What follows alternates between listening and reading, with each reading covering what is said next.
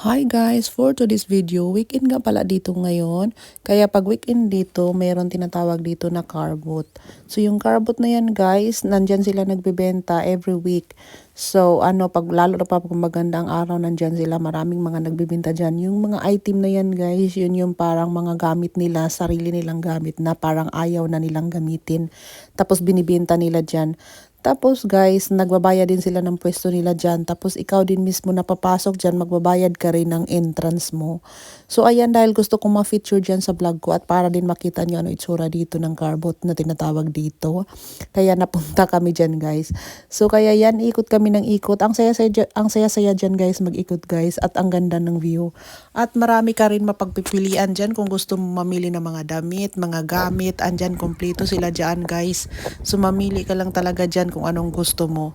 So ako talaga gusto ko lang magtingin-tingin din, nakakatuwa. Pero umalis kami dyan guys, wala ako nakuha ni isa.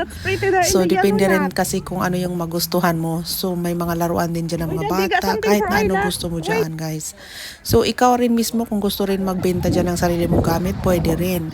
So lahat ng mga gamit na inaayawan mo guys, pwede mo rin ibenta dyan.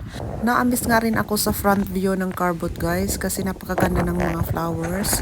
At yun tinatawag nga rin siya na carbot kasi nga yung sasakyan mismo nagdadala dyan at nagbibenta sila automatic dyan pagdating. Tapos late na rin kami dumating dyan guys, kaya wala na masyadong mga binibenta. Patapos na siya kasi mas masyadong maaga pag carbot guys. 10 to 8 ay 8 to 10 nagpa-pack up na sila. So dumating kami dyan, nag-pack up na yung iba. So wala na masyado, konti na lang. At hanggang dito na lang, bye!